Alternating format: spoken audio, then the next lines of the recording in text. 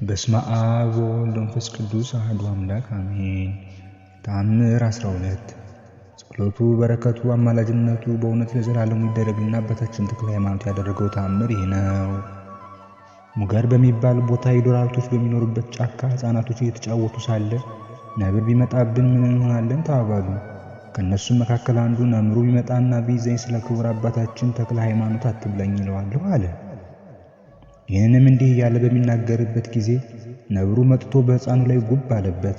እሱም ስለ ክቡር አባታችን ስለ ተክለ ሃይማኖት አትብላኝ አለው። ነብሩም የአባታችን ስሙ ሲጠራ በሰማ ጊዜ ደነገጠ፣ ይበላውም ዘንድ አልተቻለውም።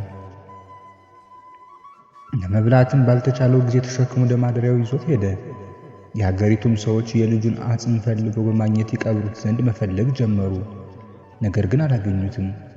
እየፈለጉም ሳለ በሦስተኛው ቀን ነብሩ የወሰደውን ሕፃን በትከሻው እንደተሸከመ አገኙት። የልጁንም ቤተሰቦች ባያቸው ጊዜ የወሰድኩትን ሕፃን እበላው ዘንድ አልተቻለኝምና ልጃችሁን እንኩ ውሰዱ እንደማለት በጓዳና አስቀመጠላቸው። ሰዎቹም ሕፃኑ ለ3 ቀን ያህል በምን እንደቆየ ጠየቁት። ሕፃኑም ይህ አውሬ ነጥቆ ከወሰደኝ ቀን ጀምሮ እናንተ እስከመጣችሁበት ጊዜ ድረስ ክቡር አባታችን ተክለ ሃይማኖት ከኔ ጋር ሆኖ አንተ ሕፃን አይዞህ አትፍራ፣ ወደ እናትና አባት ዘንድ በሰላም ትሄዳለህ እያለ ያጽናናኝ ነበር አላቸው። ቤተሰቦቹም ይህን ነገር ሰምተው ምስጋና ገንዘብ የሚሆን ልዑል እግዚአብሔርን አመሰገኑት። ክቡር አባታችን ተክለ ሃይማኖትንም እያደነቁ ከዚህች ዕለት ጀምሮ በየወሩ መታሰቢያውን ማድረግ ጀመሩ። ጸሎቱ በረከቱ አማላጅነቱ ለሁላችን በእውነት ይደረግልን።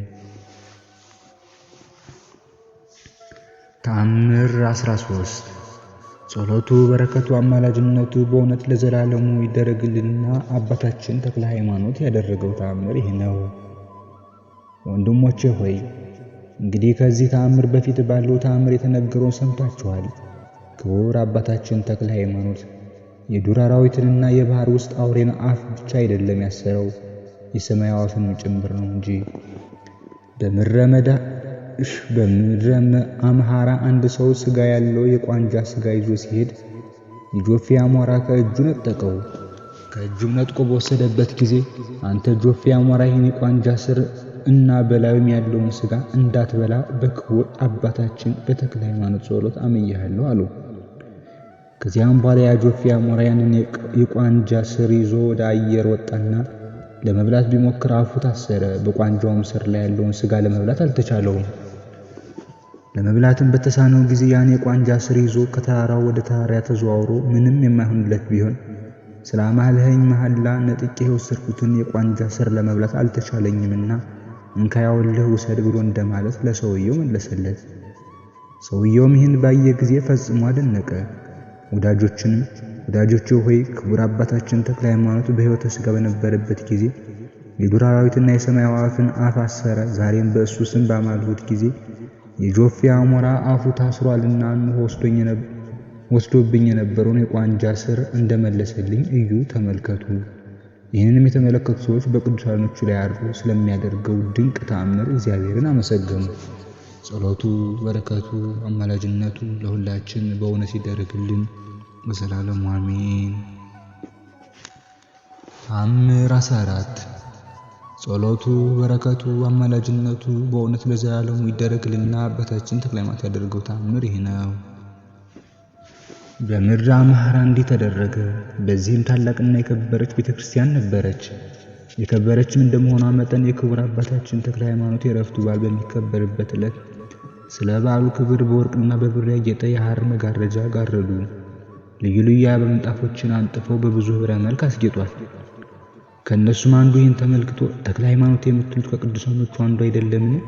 እንዴት በዚህም ሁሉ አይነት ጌጥ የምታስጌጡት ስለምንድን ነው አለና ምንጣፎቹንና መጋረጃዎችን ሌሎችንም ጌጦች እንዲነሱ ካዘዘ በኋላ ወደ ቤቱ ሄደ። በዚህም ሰዓት የሚያንቀጠቅጥ በሽታ ያዘውና መላ ሰውነቱ ይንቀጠቀጥ ጀመር። እሳትም እንዲያነዱለት አዘዘና አሽከሮቹ እሳቱን አነደዱለትና ወደ ውጭ ወጡ። በዚህም ጊዜ የሚጥል በሽታ ያዘውና እየተንፈራፈረ ከእሳቱ መካከል ገባ። ከጥቂት ጊዜም በኋላ እሳቱ ካቃጠለው ጉዳት የተነሳ ሞተ። የተወደዳችሁ ወንድሞቼ ይህ ሰውዬ በቃሉ ሞትን ጠርቶ የተደረገውን ተአምር ተመልከቱ። አፉ ሞትን ይጠራዋል የተባለው በእሱ ላይ ተፈጽሟልና። ከመልካም አነጋገር የተነሳ ትጸድቃለህ፣ ከክፉ አነጋገርም የተነሳ ይፈረድብሃል የተባለው በእሱ ላይ ደርሷልና። ጸሎቱ፣ በረከቱ፣ አማላጅነቱ ለሁላችን በእውነት ይደረግልን፣ አሜን። ተአምር 15 ጸሎቱ፣ በረከቱ፣ አማላጅነቱ በእውነት ለዘላለም ይደረግልን። አባታችን ተክለ ሃይማኖት ያደረገው ተአምር ይህ ነው። በምድረ አምሐራ እግዚአብሔርን የሚፈራ ክቡር አባታችን ተክለ ሃይማኖትንም እጅግ አድርጎ የሚወድና መታሰቢያውን በሚቻለው መጠን የሚያደርግ መርቆሬዎስ የተባለ አንድ ደግ ሰው ነበር። ከዕለታትም በአንደኛው ቀን ታኅሳስ 24 ቀን የክቡር አባታችን የተክለ ሃይማኖት የልደት በዓል ነውና ለካህናትና ለነዳያን የምንጋብዘው እንጀራና ጠላ አዘጋጁ ብሎ ወደ ዘመዶቹ ላከ። በልደቱም የዋዜማ በዓል እንጀራውንና ጠላውን ቤተሰቦቹ ይዘው ሲመጡ የንጉሥ ወታደሮች ከመንገድ ላይ ቀሟቸው። አባ መርቆሬዎስም ይህን በሰማ ጊዜ አባቴ ተክለ ሃይማኖት ሆይ ተአምር ሰሪ መሆንክን በዛሬው ዕለት ትገለጥ። እንዲህም የምልህ ስለ እንጀራው አዝኜ አይደለም። የአምሐራ ሀገር ሰዎች እሱ ተአምር አድራጊ ሲሆን ለልደቱ በዓል የተዘጋጀውን ወንበዴዎች ሲቀሙት ለምን ተአምር አላደረገም እንዳይሉ ነው እንጂ።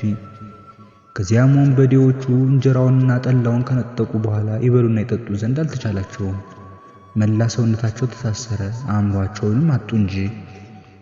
መብላትና መጠጣት በተሳናቸውም ጊዜ እንጀራውንና ጠላውን በመሬት ላይ አኖሩት። ዳግመኛም እነዚህ የንጉሥ ጭፎች እንጀራውንና ጠላውን ተሸክመው ለመሄድ ቢሞክሩ ምድሪቷ ይዛ ከለከለቻቸው። ያችንም ሴት ምድር ረዳቻት ተብሎ በመጽሐፍ እንደተነገረ ክቡር አባታችን ተክለ ሃይማኖትንም ምድር ረዳችው። ምድሪቱን በከለከለቸው ጊዜ ያን እንጀራና ጠላ ትተው ሄዱ። አስቀምጠው የሄዱትን እንጀራና ጠላም በማግስቱ ምንም ሳያገኘው በጥሩ ሁኔታ ተቀምጦ ተገኘ።